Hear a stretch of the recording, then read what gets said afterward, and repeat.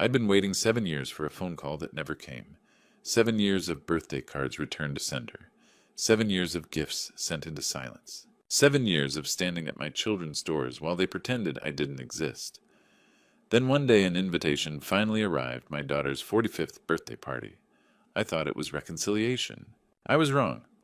At that party, they called me onto a stage in front of 50 strangers and said something that made me walk out immediately and disappear without a trace. I'm grateful you're here with me. Drop a comment, where are you watching from, and what's your local time? My story begins on a Wednesday morning in my small Buffalo apartment. I reached for my phone before I even opened my eyes. Old habit. The screen lit up the dim bedroom. 6:47 a.m. No missed calls, no messages. Same as yesterday. Same as every day for the past 7 years. I pushed myself up, feeling the familiar ache in my lower back. 42 years at the Bethlehem steel plant will do that to a man. The factory's been closed for more than a decade, but my body still follows the old schedule. Up before 7, even though I have nowhere to be. The apartment was quiet. It's always quiet. One bedroom kitchenette, a bathroom with a shower that drips no matter how many times I try to fix it. Rent is $650 a month, a heavy bite out of my Social Security check. But it's mine. Clean paid, on time. I made coffee in the old Mr. Coffee machine, the one Marilyn and I got as a wedding gift 46 years ago. Still works. They don't make things like they used to. While it brewed, I looked out the window over Prospect Avenue. Wednesday morning in October, leaves turning brown and gold, people heading to work or the bus stop. Life moving forward like it always does. My living room walls are covered with photographs, all old. Anne in her pink dress at elementary school graduation, that gap-toothed smile that used to light up my world. Alan in his Little League uniform holding the bat I taught him to swing. A family photo at Lake George, must be 25 years old now. We rented a cabin for a week. Couldn't afford much, but we had each other, or so I believed. I poured coffee into a chipped mug. Black. Stood there looking at those faces frozen in time. My children. Adults now, with children of their own grandchildren I've never held or met. How did I become invisible to them? The coffee tasted bitter. Maybe that was me. Around 9, I went for my morning walk down Prospect Left on South Park, through the neighborhood to Cazenovia Park. 40 minutes there, 40 back. Keeps my legs working, gives me something to do. The park was busy for a Wednesday. Mostly older folks. I saw George Martinez on his usual bench, waving at his grandson on the playground. The boy, maybe 6, ran over every few minutes to show him a leaf, a stick, anything. George looked at each treasure like it was gold. I kept walking. I passed Eleanor pushing a stroller, her daughter beside her. 3 generations laughing together. The baby reached up and Eleanor kissed those tiny hands. I looked away. Marilyn used to talk about grandkids. In those last weeks when the pneumonia was winning, she'd paint pictures with words. When Anne has babies, you'll teach them to fish. When Alan's kids come, you'll show them how to change a tire, fix a faucet. You'll be such a good Grandpa Grant. Her thin hand in mine, her whisper soft. Promise me you'll take care of our babies, no matter what. I promise, I'd said, and I meant it. I tried to keep that promise. But the babies grew up and decided they didn't need me. The walk back felt longer. My back throbbed as I climbed the stairs. I heated leftover soup for lunch, made a big pot. Sunday, eat it all week. Then I sorted the mail, bills, flyers, junk. And then I saw it. An envelope, thick ivory cardstock. My name written in elegant script. Postmark, Greenwich, Connecticut. Anne lived in Greenwich. I opened it. My hands weren't quite steady as I slid my finger under the flap. The paper was thick, expensive, the kind you ordered special. Not something from a drugstore. I pulled out the card inside. Cream-colored embossed gold lettering. Formal. Elegant. Everything Anne had become. You are cordially invited to celebrate Anne Pemberton's 45th birthday, Saturday, October 14th. 6 o'clock in the evening, formal attire.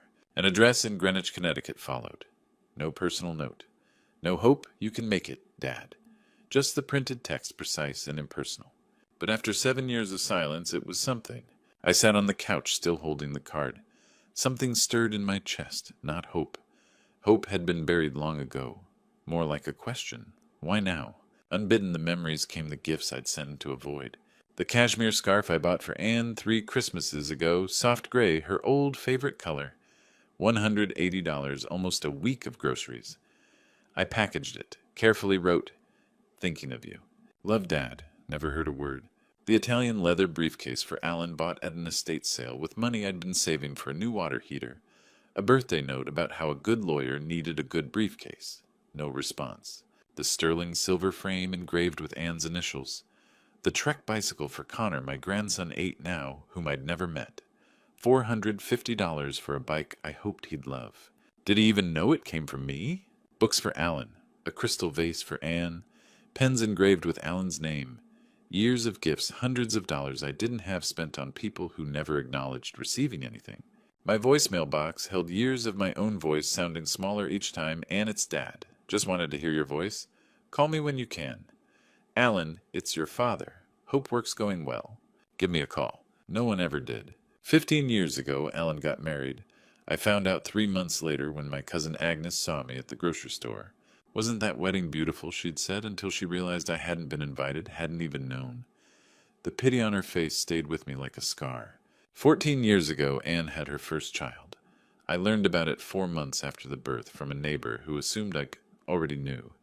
Congratulations, she'd said lightly. The words hit me like a blow. I called Anne immediately. She answered, sounding annoyed. Oh, yeah. We've been busy, Dad. I was going to tell you. But she hadn't.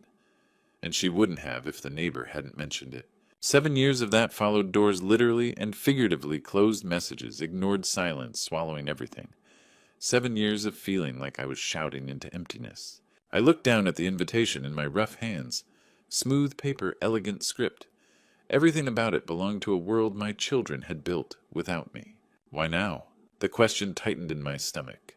People don't reach out after 7 years without a reason. Maybe they wanted to reconnect. Maybe Anne, now a parent, finally understood. Maybe... I stopped myself. That path only led to disappointment. But I also knew I couldn't pretend this envelope hadn't come. Couldn't return to my routine of coffee walks and junk mail. If there was even the smallest chance my daughter wanted me back in her life, I had to try. Even if it hurt. Right there on my worn couch overlooking Prospect Avenue, I decided I would go. Not with hope, but with determination, a colder, steadier thing. Determination to understand why, after all these empty years, an invitation had arrived in elegant gold script. Whatever the reason, I needed to know. For the next 3 days, I prepared. Not with excitement, but with the careful resolve of a man walking into something he doesn't understand and might not survive intact. The first thing I needed was a suit. I hadn't bought one in over a decade, not since my retirement party at the steel plant, when they'd handed me a plaque and a handshake after 42 years. That suit still hung in my closet, but it didn't fit right.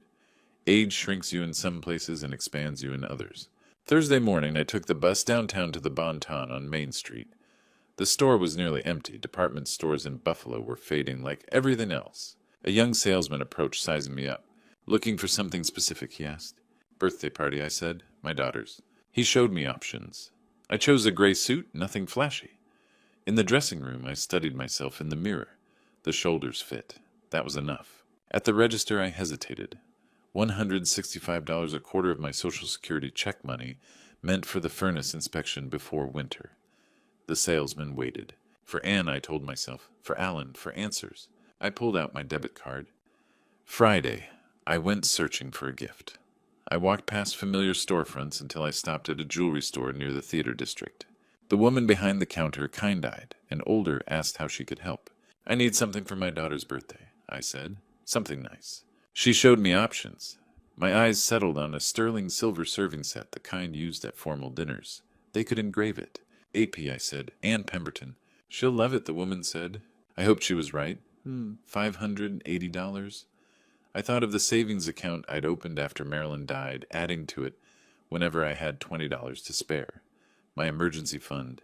For breakdowns, leaks, trouble. This was its own kind of emergency. I paid and arranged to pick it up Saturday morning. Walking home in the cold, I thought of Anne. Not the woman in Greenwich, but the girl she'd been. 7 years old, learning to ride her bike in our driveway. I'd run alongside her, holding the seat despite my aching back. I've got you, I'd said. I won't let go. Then I had let go, and she'd flown laughing. Daddy, I did it. Daddy, when had that stopped? I thought of Alan, too. 16, struggling with a flat tire on his first car. I'd shown him how to use his weight, not his arms. A man needs to know this, I'd told him. He'd listened, fixed it himself, proud. Practical love, that was what I'd given them. No big speeches, no theatrics, but I'd been there. Until suddenly, I wasn't allowed to be. Saturday came faster than expected. I woke early, showered, shaved carefully around the usual nicks, trimmed the hair in my nose and ears. Small dignities. I picked up the gift, returned home, and dressed. The new suit felt stiff, like it belonged to someone else. I tied my tie 3 times before it looked right. Shined my shoes, the same black Oxfords I'd worn to Marilyn's funeral. Still good. Leather lasts. In the bathroom mirror, I saw a 69-year-old man, gray hair-lined, face loose skin. But the eyes were still mine. I tried practicing the words, "Happy birthday, sweetheart." My voice sounded rusty, like I was rehearsing a part I'd never learned. When had speaking to my own daughter become something I had to practice? I gave up and called a cab. 20 minutes. I waited on the couch, the gift beside me.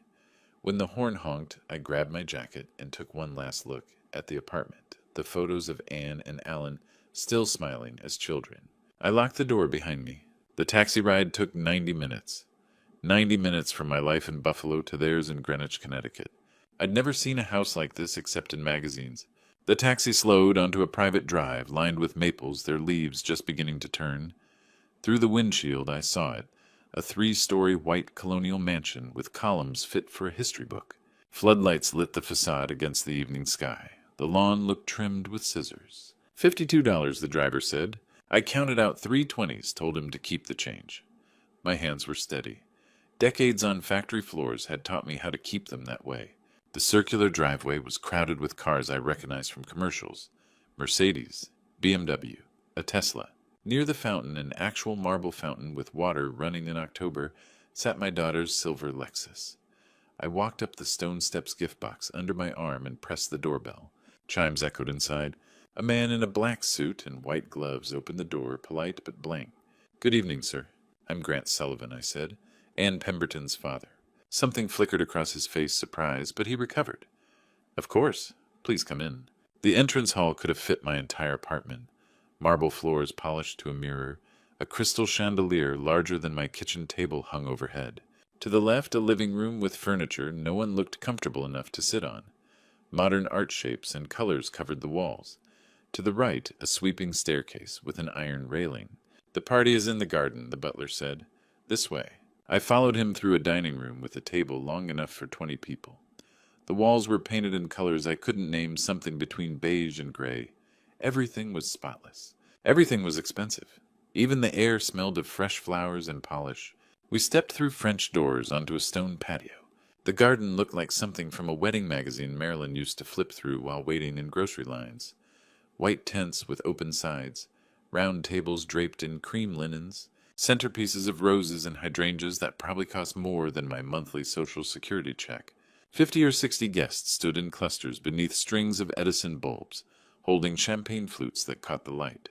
A jazz trio played softly under one tent, real instruments, not recorded music. The guests wore clothes I'd only ever seen on TV. Women in sleek cocktail dresses, men in fitted suits that cost more than my rent. I glanced at my gray suit from Macy's. The fabric suddenly felt thin. $165 had seemed enough on Thursday. Servers drifted through the crowd with trays of hors d'oeuvres I didn't recognize, shrimp pastries, things balanced on crackers. I stepped off the patio onto the grass. No one noticed me at first. They were busy laughing, clinking glasses, talking about places I'd only heard of. I caught pieces of conversations, weekends in the Hamptons, sons at Yale boats, at Martha's Vineyard. A language from a world where I didn't belong. Then I saw her. Anne stood near the center of the garden, surrounded by several women in expensive dresses. She was laughing, head tilted back, champagne in one hand, the other gesturing as she spoke. She wore a cream dress silk, maybe, and jewelry that flashed when she moved. Her hair was perfect, her makeup flawless. She looked like wealth itself. She looked nothing like the little girl who fell asleep on my shoulder after bedtime stories. I walked toward her grass, thick under my shoes gift box tucked under my arm, 20 feet. 15? 10. She saw me when I was still 10 feet away. Her laughter stopped. For a split second, something flickered in her eyes. Surprise, maybe discomfort. Then her face shifted into a smile. That smile never reached her eyes. Anne walked toward me with the practiced grace of someone who'd learned how to move in rooms like this. Shoulders back, chin lifted, champagne flute balanced perfectly. She leaned in for an air kiss, her cheek passing inches from mine. Her perfume probably cost more than my water bill. Dad, you made it. I wasn't sure you'd come. Her voice was polished distant, like she was greeting a client, not her father. Of course, I said. Wouldn't miss your birthday. The words hung there. She didn't respond, didn't ask about the drive or how I'd been. Her eyes were already drifting past me, scanning the crowd. 3 women in designer dresses approached their jewelry, catching the Edison bulb glow. They looked like they'd stepped straight out of a magazine, the same ones where houses like hers appeared. Everyone Anne said, this is my father, Grant. Not my dad, not my father, who I haven't seen in 7 years. Just Grant, like a distant relative who didn't need explaining. The women smiled politely without warmth. Nice to meet you. Hello? No one asked where I lived or what I did. They already knew I didn't belong. It was written in my off-the-rack suit, my calloused hands, the way I stood, like I was still on a factory floor. Oh, I should go mingle, Anne said, already turning away. Help yourself to drinks and appetizers, Dad. Her circle closed around her the moment she stepped back in. I stood there 10 seconds, maybe 15, invisible. I walked on. I spotted Alan emerging from the house navy suit, tailored so perfectly it looked sewn onto him. He stood among men his age, all of them laughing at something he'd said. Scotch in one hand, easy confidence in every gesture. I stopped. He saw me. I know he did. We were 30 feet apart with nothing blocking the view. Our eyes met for a heartbeat. He looked away, kept talking, shifted his stance so his back faced me. Something twisted in my chest, not pain, something sharper, like a slow turn of a knife. I kept walking and found an empty table near the edge of the garden, away from the laughter and music. I sat in a white folding chair. The gift box with the sterling silver serving set rested beside me. A server appeared. Champagne, sir? Sure. I took the flute just to have something to hold. Didn't drink it, just watched the bubbles climb the glass. From where I sat, I saw the whole party, clusters of people laughing, leaning close, touching each other's arms with easy affection. I saw a woman about my age surrounded by 3 generations, a grandchild on her lap, 2 daughters leaning in, everyone listening when she spoke. I'd never held my grandchildren. Connor was 8, Ava was 6, Zoe was 4. I knew those details from Facebook before Anne blocked me. I knew Connor played soccer. Ava loved horses. Zoe had just started preschool. They didn't know my name. I looked at the champagne crystal glass, probably $50 a flute, starched linens, fresh roses arranged by someone trained to do it. Everything here cost money I'd never had, except the one thing money couldn't buy sat right here alone at a corner table holding a gift no one would open. I set the champagne down. My jaw was clenched so tight it hurt.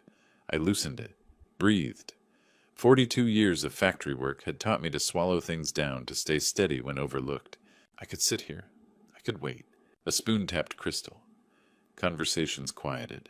I looked up to see Jeffrey Pemberton stepping onto a small stage near the edge of the garden. The jazz band stopped playing.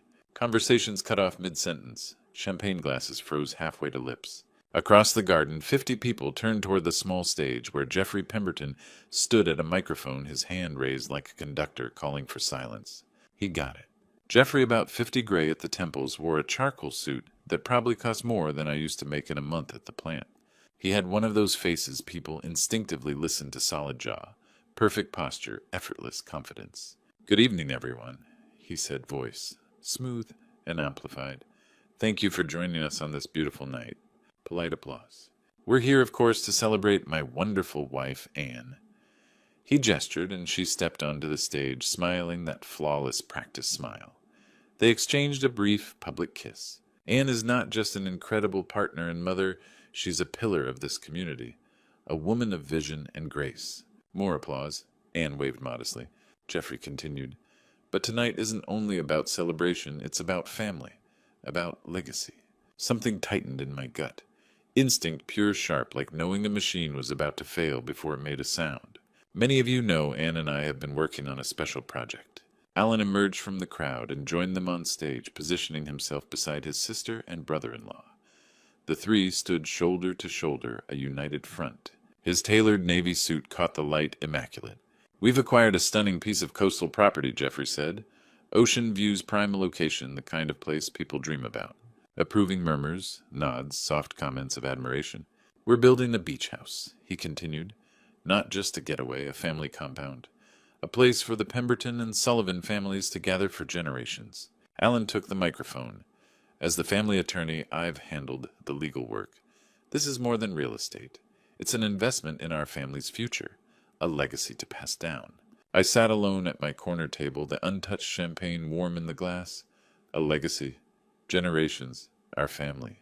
I hadn't been invited to Thanksgiving in 7 years. Anne reclaimed the microphone. We wanted to share this moment with you because family means everything to us. The irony stung. Family means everything. And yet I'd sent birthday cards, never answered Christmas gifts. Never acknowledged messages, never returned. Doors closed in my face. Voicemail after voicemail.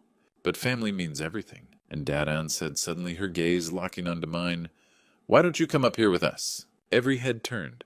It hit me like a physical weight, 50 pairs of eyes waiting, watching. Stage lights brightened, heat rising.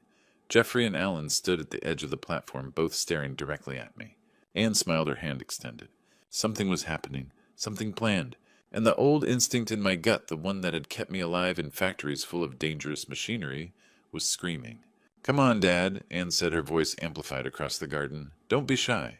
I didn't know how long I sat there. A few seconds, maybe. It felt like hours. My legs barely responded when I pushed myself up from the chair. The gift box, with the sterling silver flatware, stayed behind, suddenly meaningless. Crossing the lawn felt slow, every step visible. Dozens of eyes followed me. The perfectly manicured grass seemed uneven under my shoes. 3 wooden steps led to the stage. They creaked under my weight. Anne's hand went around my shoulders the moment I reached the top, the first physical contact in years. It felt practiced, her fingers barely touching my suit. "Everyone my father," she said into the microphone. "After far too long, he's finally here with us tonight." Polite applause. Puzzled faces. Why does this matter? Jeffrey stepped in smoothly. "Now, as I mentioned, this beach house project is something we're tremendously excited about. Total value of the property and construction, $3.5 million. Impressed murmurs, a low whistle. And for a project of this magnitude, he continued, something that benefits the entire family. It should be a shared investment. My stomach dropped. Alan stepped forward. "Dad, we know you sold the house you and Mom bought on Prospect Avenue." How did he know that I'd told no one? "We know that after you bought your apartment, you still had savings left." My heart pounded. They had investigated my finances without asking. Bank records, tax returns. How far had they gone? Anne's voice softened.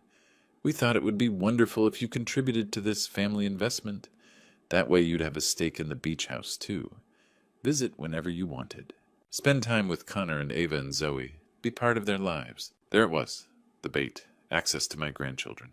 Alan pulled a folder from his suit, thick, official, prearranged. "I prepared the paperwork myself. All we need is your signature and authorization for the bank transfer." He opened it. Documents tabbed with "sign here." Jeffrey added, "We're looking at a contribution of $350,000. That's roughly what you have available, isn't it?" The exact amount. They knew everything. With Anne's arm around me, the microphone amplifying every breath, the truth clicked into place. They'd dug through my finances without permission, planned this ambush, invited me after 7 years for one reason: money. 7 years of birthday cards I'd chosen carefully. 7 years of Christmas gifts wrapped with arthritic hands. 7 years of calls that went unanswered. 7 years of hoping they might remember I existed. And they had remembered now that they wanted $350,000. I looked at Anne, smiling for the crowd, with her hand on my shoulder like we were close. I looked at Alan, holding documents he'd prepared weeks in advance. I looked at Jeffrey, polished and expectant, and something inside me changed. Not broke. I'd been breaking for 7 years. This was different. Something snapping free, like a rope suddenly going slack. Clarity washed over me, cold, precise. For years I'd asked what I'd done wrong, how I'd failed as a father so badly my children cut me out. But I hadn't failed. They had. The babies Marilyn had whispered about on her deathbed had grown into adults who could stand on a stage and try to extract money from their elderly father, using his grandchildren as leverage. Anne's fingers on my shoulder felt like nothing. "Just wait." "Dad," she said, still smiling, "what do you think?" The microphone hovered. Alan held out a pen. 50 strangers waited. I looked at both my children, at the documents, at the crowd. And I said one word. No. The silence that followed was absolute. 50 people frozen. Not a champagne glass clinked. Not a whisper. They hadn't expected refusal. Anne recovered first, forcing a laugh. Dad, I don't think you understand. I understand perfectly, I said. My voice came out calmer than I expected. I need to think about it. Not angry, just final. Anne's face tightened. The hostess smile cracked at the edges. But Dad, there's not much to think about. The property closes next week. We need to move quickly. Pressure tactics. Create urgency. Make me feel like I was losing an opportunity instead of protecting myself. Alan stepped closer, extending the pen. If you sign now, I can process the transfer first thing Monday morning. Clean and simple. Jeffrey added his smile strained. Now, Grant, this is an incredible opportunity, an investment in your family's future. And of course, you'd have full access to the property. You'd be welcome any time? Empty promises from a man who'd watched his wife exclude me for 7 years. I looked at each of them. Anne with her hand still hovering near my shoulder. Alan holding documents and a pen like a salesman. Jeffrey standing behind them like a shield. No, I said again, quieter this time, more certain. I stepped out from under Anne's touch, backed away from the microphone, turned toward the stage steps. Dad, wait, Alan's voice behind me. I walked down the 3 wooden steps, started across the lawn toward the house. My legs felt steady now, stronger than they had all evening. Footsteps rushed behind me. Alan caught up his hand, closing around my arm. You can't just walk away like this. His voice low, hissed quiet enough the guests wouldn't hear. I stopped, looked down at his hand on my arm. Let go of me. He didn't. Do you understand what you're throwing away? This is your chance to be part of this family again. If you walk away now, don't expect another invitation. Don't expect to be included in family vacations or holidays. Don't expect access to the beach house. There it was, the threat laid bare. Do what we want or stay erased. I looked up from his hand to his face. My son, 42 years old, a corporate attorney who made more in a month than I'd made in a year, wearing a $2,000 suit and threatening his elderly father with continued estrangement if I didn't hand over my life savings. I don't expect anything from you, I said. I haven't expected anything for 7 years. And you know what? I finally understand why. Alan's grip loosened slightly. I kept my voice steady, level. You didn't forget me. You weren't too busy. You made a choice. You chose to erase me from your lives, and I chose to keep begging like a fool. But that ends tonight. I pulled my arm free, turned, walked away, didn't look back. Through the French doors, across the marble foyer, with its crystal chandelier, out the front door that the butler had opened 90 minutes ago when I'd arrived, believing this might be reconciliation. I stood on the circular driveway and pulled out my phone, called the same taxi company, gave them the address. 15 minutes, the dispatcher said. I waited in the darkness outside the floodlit mansion. Behind me, through the windows, I could see the garden party continuing. The jazz band had started playing again. People were talking, drinking, moving on. Within 10 minutes, they'd forget that awkward moment when the father refused to fund his children's beach house. But I wouldn't forget. The taxi's headlights swept up the driveway. Same driver as before, different expression when he saw my face. Back to Buffalo, he asked. Yes. I climbed into the back seat, pulled the door closed. The car rolled down the long driveway lined with maples, past the fountain onto the street, where the houses cost millions, and the people inside never had to choose between medication and groceries. In the taxi heading back to Buffalo, I watched the lights of Greenwich disappear behind me. And for the first time in 7 years, I felt something other than pain. I felt clarity. The taxi driver glanced at me in the rearview mirror. Rough night. You could say that. He didn't push. He just turned the radio down and let me sit with whatever was written on my face. I watched the highway blur past streetlights, melting into orange streaks, as the city gave way to suburbs, and then the industrial corridor, leading back to Buffalo, back to reality. My mind wouldn't stop. They'd investigated my finances. How? When? Had they hired someone called the bank, pretending to be me, or had Alan with his legal connections found a loophole to access my records? They'd planned the ambush, not a private conversation, but a public stage. 50 witnesses. Pressure designed to make refusal look like parental failure. They hadn't wanted me for 7 years. They wanted my money now. Marilyn's face surfaced in my mind, not the gaunt, fading version near the end, but the strong, laughing woman who stood beside me for 26 years. Her hand in mine in the hospital. Her whisper, "Take care of our babies." I tried Marilyn, I said aloud in the taxi. God knows I tried, but they don't want care. They want to take. And for the first time in 7 years, I felt anger instead of grief. Not hot, anger cold, clear, the kind that sharpens thought. We reached Buffalo just after midnight. I paid the driver and gave a 20% tip. Working class courtesy. He'd earned it by keeping quiet. I climbed the stairs to my apartment. My back complained 42 years of lifting steel never truly leaves you.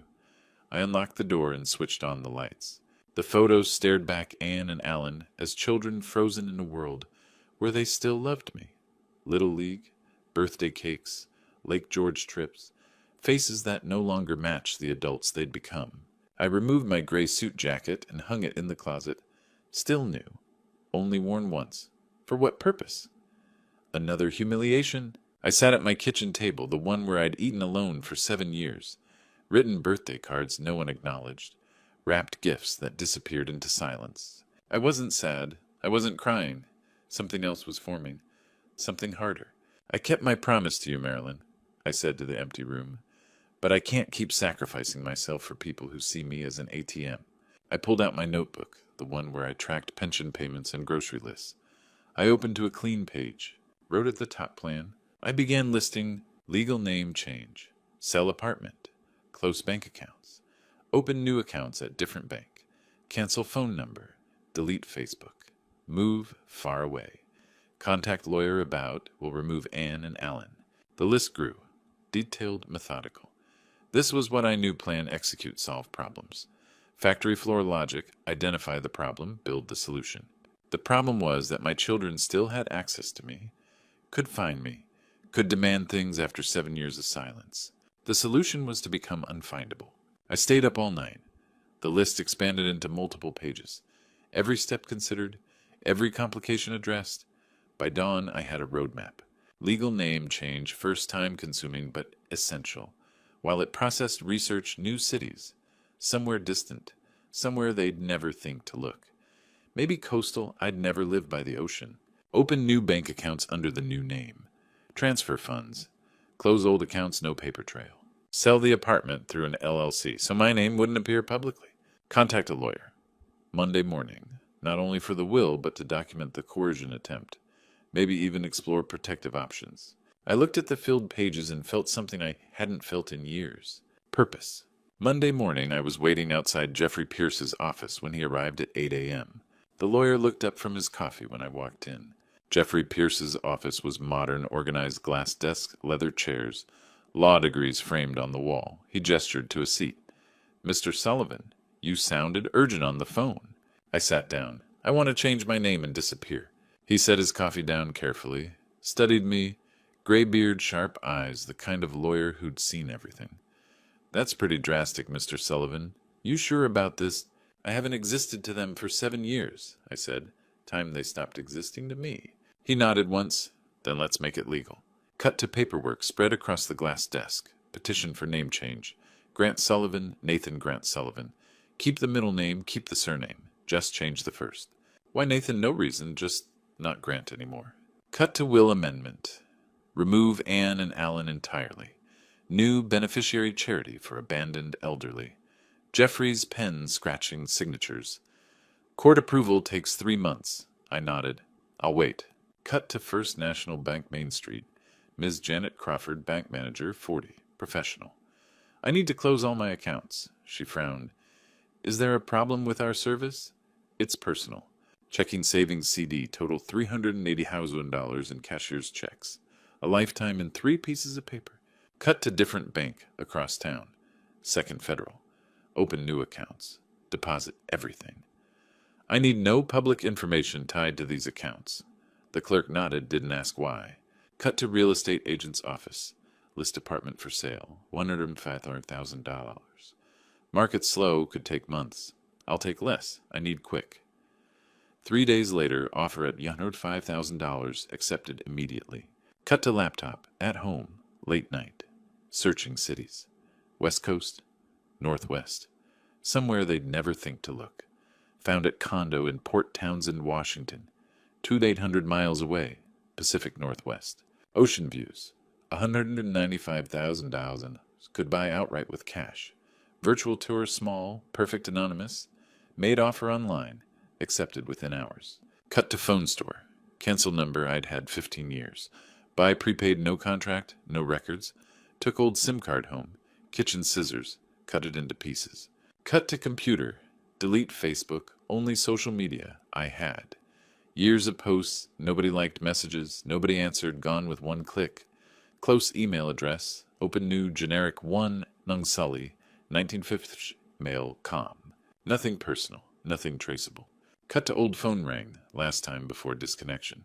Alan's name on screen. I answered. Said nothing. Dad, listen. Maybe we came on a little strong. How about 280 instead of 350? That's a hell of a deal. Still trying to negotiate. Still thought this was about money. I don't care, Alan, I said. Voice calm. Flat. Don't care about the house. Don't care about the deal. Don't care about any of this. Dad, don't call me again. Hung up, picked up the scissors, cut the SIM card, watched the pieces fall into the trash like confetti. Cut to 3 months later. Standing in front of Judge Martin Silverstein, Erie County Courthouse. Wood-paneled courtroom, mostly empty. Judge reviewed paperwork, looked over his reading glasses at me. Mr. Sullivan, you understand this is permanent? Yes, Your Honor. He signed, filed the document. Grant Sullivan ceased to exist. Nathan Grant Sullivan was born. Port Townsend was nothing like Buffalo. My condo was on the 3rd floor of a converted Victorian building with hardwood floors that creaked when you walked, and crown molding that had been there since 1892. 1-bedroom small kitchen, a balcony that looked out over Puget Sound.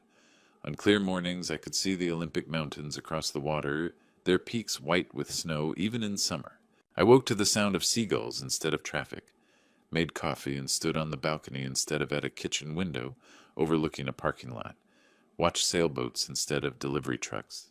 The town itself felt like it belonged in a postcard. Victorian seaport art galleries on every corner, coffee shops with names like The Backwater and Better Living Through Coffee. A bookstore that smelled like old paper and sea air. The main street ran along the waterfront, lined with shops that sold handmade pottery and antique maps and wooden boats carved by locals. The people were different too. Retirees, artists, former Navy from the base up north, fishermen who'd lived here their whole lives. Nobody asked where you came from or why. That was the unspoken rule of Port Townsend. Everyone had a story, and you only shared it if you wanted to. I was Nathan now, not Grant pretending to be Nathan. Just Nathan. Nathan Grant Sullivan, who lived in Unit 3C and took his coffee black and walked the beach every morning at 7. The second week, the man from the floor below knocked on my door. Saw you moved in, he said. Gray beard, weathered face, faded Navy anchor tattooed on his forearm. Thought I should say hello. I'm Curtis. Curtis Shaw. You drink coffee. His place was laid out like mine, same floor plan, different furniture. Photos on the walls of aircraft carriers and young men in uniform. We sat at his kitchen table, and he poured coffee from a percolator that looked older than both of us. 30 years Navy, he said. Retired here 10 years ago after my wife passed. He didn't ask my story, just offered friendship, plain and simple. We started having coffee twice a week, sometimes 3 times. He mentioned his daughter once. Haven't talked to her in years. That's her choice. And I recognized the same quiet pain I'd carried. But Curtis didn't dwell on it, didn't send gifts or make phone calls or hope things would change. He'd simply moved on. I found a rhythm. Morning walks on the beach, collecting smooth stones and watching the tide pull in and out. Coffee with Curtis talking about nothing important. The weather, the mariners, the new restaurant that opened downtown. Reading books I'd never had time for when I was working. Volunteering twice a week at the community center, fixing broken chairs and squeaky doors and cabinets that wouldn't close right. Turned out 42 years in a factory left you with skills people needed. The folks in town were kind without being intrusive. Morning, Nathan. How you doing, Nathan? See you got that cabinet working. Nathan appreciated it. The name felt right now, natural. Like I'd been Nathan my whole life, and Grant Sullivan was someone I'd read about in a book. 6 months passed like that. Quiet. Peaceful. I didn't miss Buffalo. Didn't miss the cold or the gray skies or the apartment where I'd spent 7 years being invisible. Didn't miss being Grant. Then my phone rang. The prepaid cell I'd bought in Buffalo, the one only Curtis and Jeffrey Pierce had the number for. I looked at the screen. Unknown number. Buffalo area code. My stomach tightened. I stood on the balcony holding the phone, watching it vibrate in my hand. Let it ring twice. 3 times. 4. On the 5th ring, I answered. Nathan Grant Sullivan, a man's voice asked. Who's calling? My name is Andrew Klein. I'm an attorney representing Alan Sullivan. We've been trying to locate you. I should have hung up immediately. But I didn't. I stood on my balcony with the phone pressed to my ear, watching a ferry cut across the Sound toward the San Juan Islands, while a stranger fed me lies. Mr. Sullivan. Andrew Klein said, smooth and professional, a voice trained to make bad news sound reasonable. I apologize for the intrusion. I know this is unexpected. How did you get this number? Your previous attorney, Mr. Pierce, provided it. We had a court order. I didn't know if that was true. Didn't know if Jeffrey would have given them my number, even with a court order. But Klein continued. I'm calling about an urgent family matter. We've discovered a bank account belonging to your late wife, Marilyn. My jaw tightened. Marilyn had been dead 23 years. The account was never closed. With accumulated interest, it now contains roughly $280,000. The exact amount they'd lowered their beach house demand to. As her widower, you're entitled to the funds. We just need you to return to Buffalo to sign paperwork. A blatant lie. Marilyn didn't have any secret accounts, I said, my voice steady. This is fabricated. I assure you. I don't care about this account, real or not. Don't contact me again. I hung up and blocked the number. My hands shook, not from fear, from anger. They'd hired someone to find me, track me across the country, created a fake story to lure me back where they could pressure me again, surrounded by lawyers and documents, and the same public shame tactic from the garden party. I gripped my phone, watching the ferry disappear, feeling that cold anger return the sense of being hunted. A week passed. Then a certified letter appeared in my mailbox. Return address, Erie County Courthouse, Buffalo. I opened it in the mailroom, already knowing. Summons. Alan Sullivan v. Nathan Grant. Sullivan formerly, Grant Sullivan. They were suing me. I read through the heretofores and whereases until I found the claims. Defendant emotionally abandoned his children and grandchildren, despite repeated attempts at reconciliation. Defendant made verbal promises to contribute to a family investment property. Defendant's sudden disappearance caused emotional distress to minor grandchildren eager to build a relationship. They wanted damages and enforcement of an oral contract. Absurd. I'd been excluded for 7 years. The grandchildren didn't know my name. I'd made no promises. I'd said no in front of 50 witnesses. But the summons was real. A court seal, a case number, a date 6 weeks away. They weren't trying to win. They were trying to make my life so difficult that paying them off seemed easier.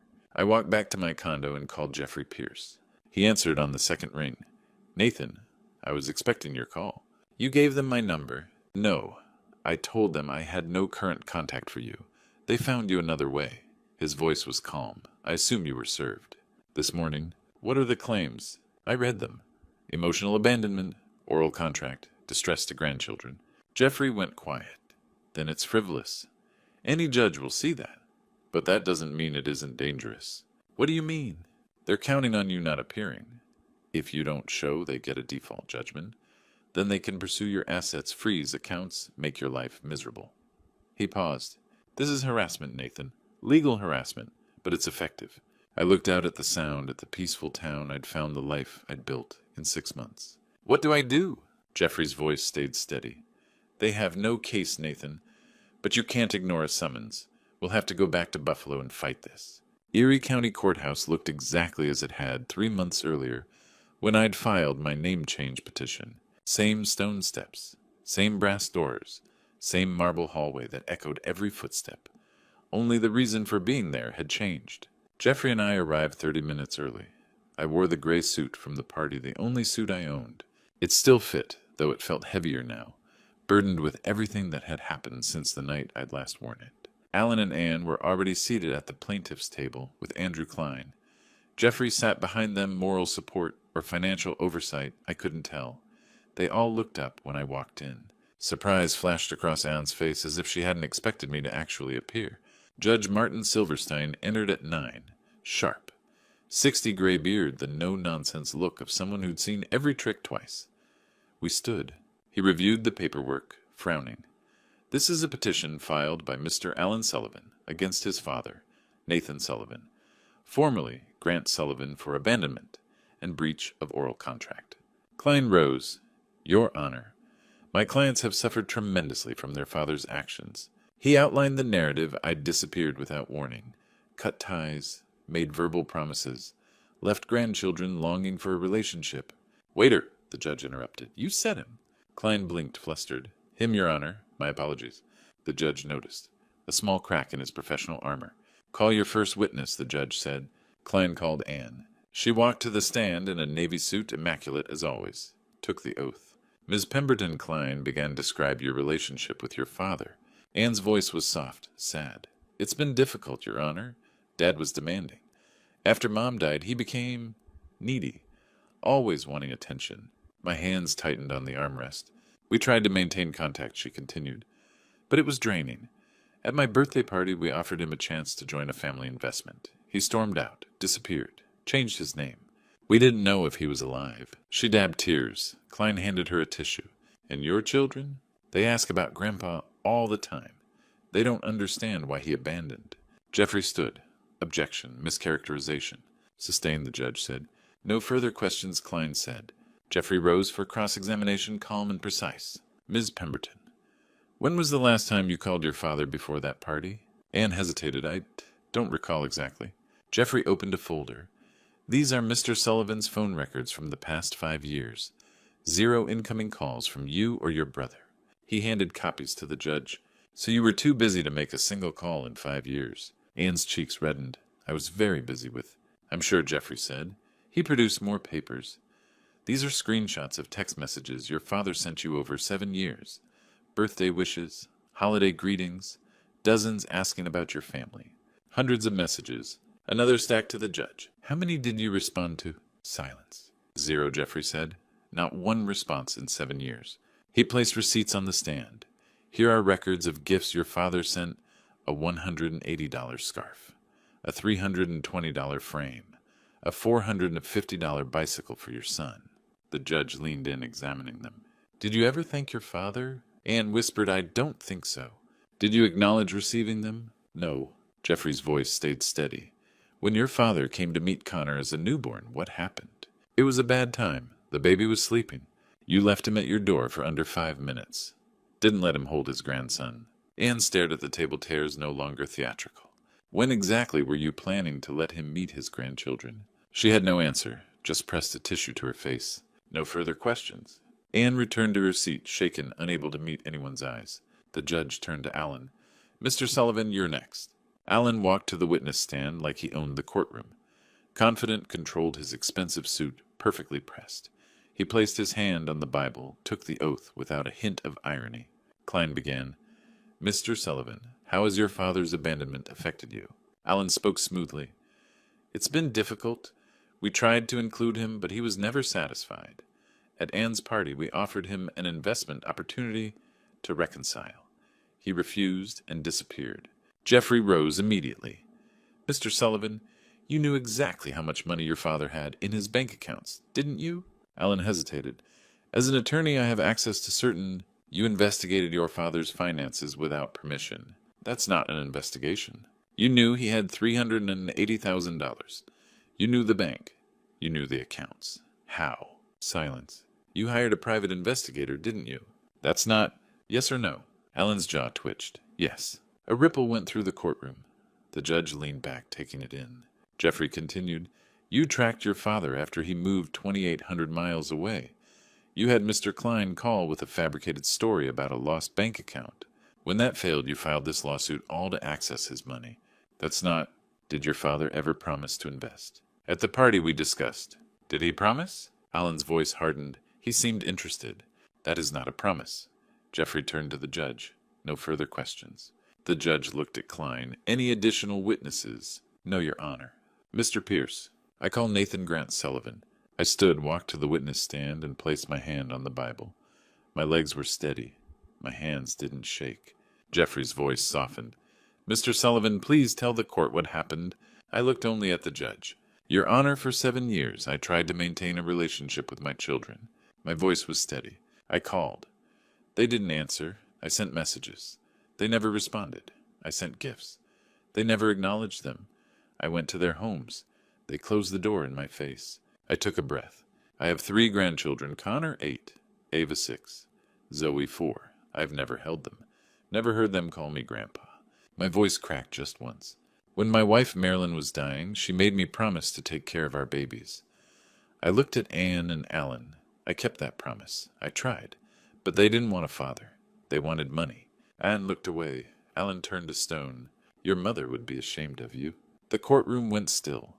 Anne trembled. Alan clenched his jaw so tight the muscle jumped. No further questions, Geoffrey said. Klein stood. No questions. I returned to my seat. Now my hands trembled, not from fear, but release. 7 years of weight sliding off. Judge Silverstein removed his glasses, rubbed his nose, and spoke into the silence. I've reviewed all evidence. This is one of the clearest cases I've seen. He looked directly at Anne and Alan. You claimed your father abandoned you. The evidence shows the opposite. For 7 years he attempted contact calls, ignored messages unanswered, gifts, unacknowledged visits, refused. His tone sharpened. There is no law requiring a parent to maintain contact with adult children who choose not to reciprocate. There is certainly no law requiring financial contribution to your investment schemes. He leaned forward. What I find troubling is the pattern of neglect toward your father, followed by sudden interest when you learned he had financial resources. That is not family. That is opportunism. He lifted the gavel. This petition is dismissed in its entirety. I am also issuing a no-contact order. Mr. Sullivan has no obligations to you. Any attempts to contact or harass him will result in contempt charges. The gavel struck sharp final. This case is closed.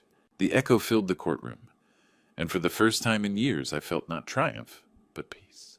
Geoffrey touched my shoulder. We can go now. I stood. My legs felt steady, stronger than they had in years.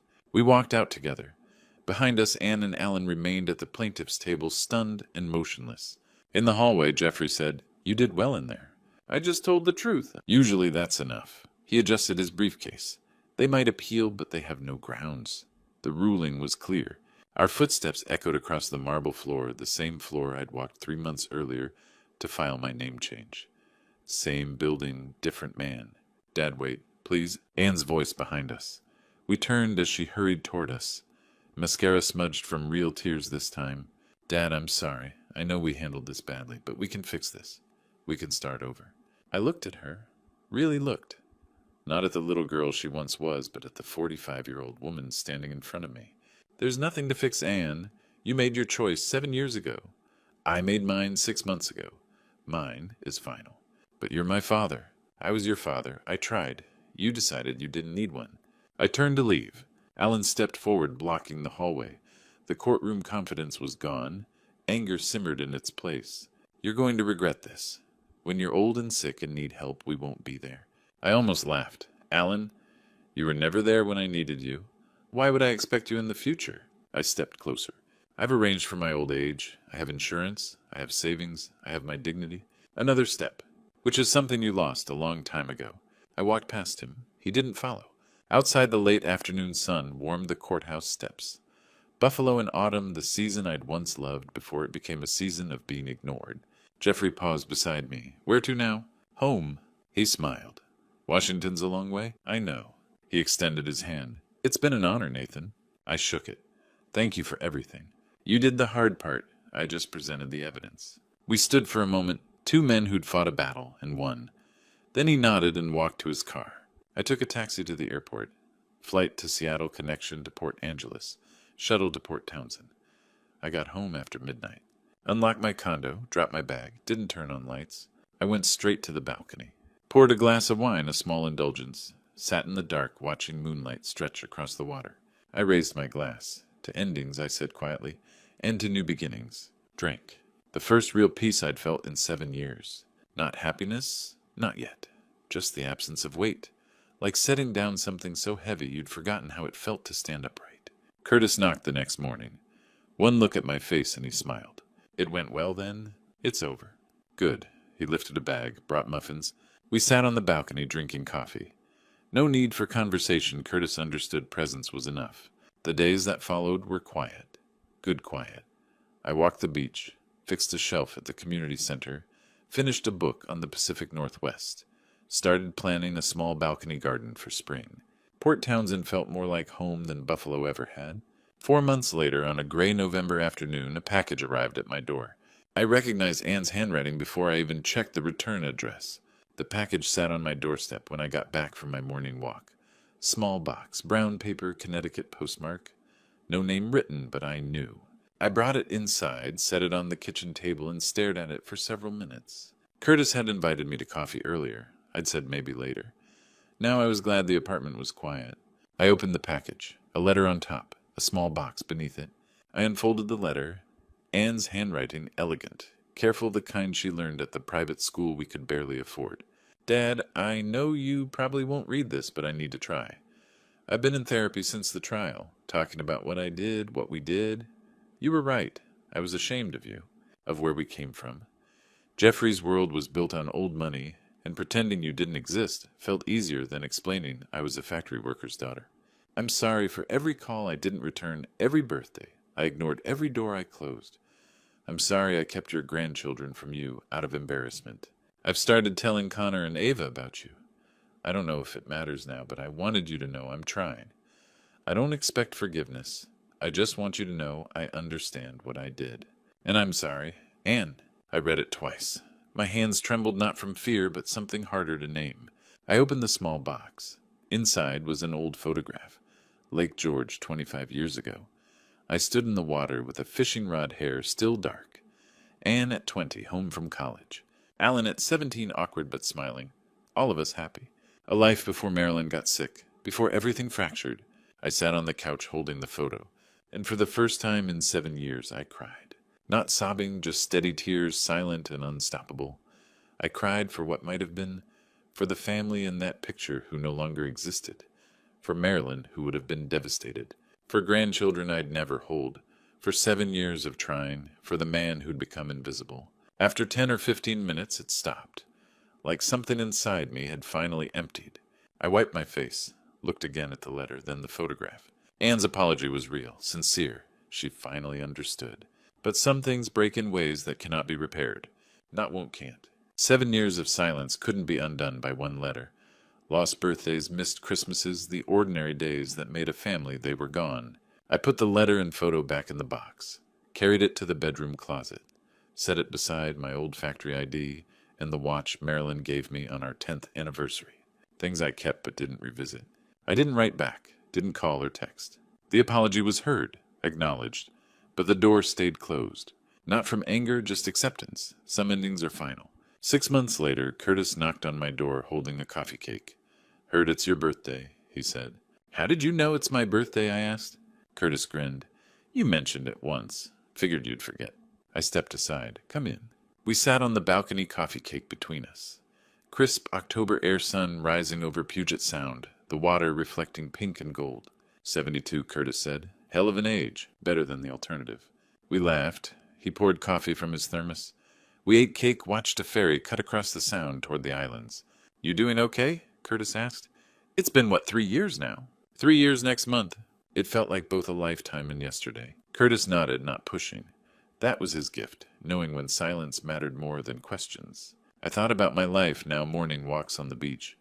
Coffee with Curtis twice a week, volunteering at the community center, fixing broken chairs and sticking closet doors. New friends, retired fishermen, Navy vets, artists, writers. People who'd become family by choice, not obligation. Wednesday yoga classes that helped my back, monthly potlucks. Holidays spent with people who included me without being asked. A life built on welcome instead of absence. You ever think about them, Curtis asked. Your kids. Rare for him to be direct. Sometimes, I said. Less now. Hurts less too. Curtis nodded. My daughter called last month. First time in 5 years. I looked at him. She apologized. Wanted to reconnect. What did you say? Told her I'd think about it. Haven't called back yet. Silence settled between us. Some doors are easier to open than others, he said. Yeah. We drank in comfortable quiet as the sun climbed. Curtis raised his mug. To freedom. I lifted mine. To dignity. He added to men who finally said enough. We drank. After he left, I stayed on the balcony. The sun was full now, bright over the water. I thought about the man I used to be, Grant Sullivan, who'd spent 7 years begging for scraps. Nathan Grant Sullivan didn't beg. I thought about Anne's letter in the closet, about grandchildren I'd never meet. Connor would be 11 now, Ava 9, Zoe 7. Growing without knowing me, just as I'd grown old without knowing them. It made me sad, but not in the crushing way that used to haunt me at 3 a.m. in Buffalo. More like touching an old scar present, but no longer painful. I don't hate them, I said aloud. I don't. Maybe I should, but I didn't. I simply released them like letting go of a rope I'd gripped until my hands bled. I stood stretched, felt the familiar but manageable ache in my back. Decided to walk to the bakery for fresh bread, maybe stop at the bookstore. A simple day, a peaceful day. My life, on my terms. I rinsed my mug, grabbed my jacket, and headed out. Paused at the door, looking back at the condo small, but mine. Ocean view, ocean peace. A place where people knew my name and meant it when they said thank you. I smiled, stepped outside, locked the door, walked down the stairs we'd fixed last spring. Port Townsend stretched before me. Victorian buildings, art galleries, friendly faces. Life goes on. And for the first time in decades, that filled me with something I thought I'd lost. Joy. Looking back at my true story, I want to share something with anyone listening to these grandpa stories. Don't make my mistake. I spent 7 years waiting for people who'd already made their choice. 7 years sending gifts into the void. 7 years believing that if I just tried harder, loved, more, gave more, they'd finally see me. That's not love, that's self-destruction. Here's what this true story taught me. You cannot force people to value you. Not your children, not anyone. Your dignity isn't negotiable no matter how much you love them. The hardest lesson. Sometimes the most loving thing you can do is walk away. God gave us free will for a reason. We're allowed to choose ourselves when others choose to abandon us. That's not selfishness, that's survival. If you're in my shoes right now, ignored, used invisible, please hear this. You deserve better. Your worth isn't determined by who refuses to see it. There are people out there who will value you. Communities that will welcome you. Lives you can build on your own terms. Don't wait 7 years like I did. Don't beg for scraps. Don't sacrifice your peace for people who see you as an ATM. Choose yourself. Choose dignity. Choose freedom.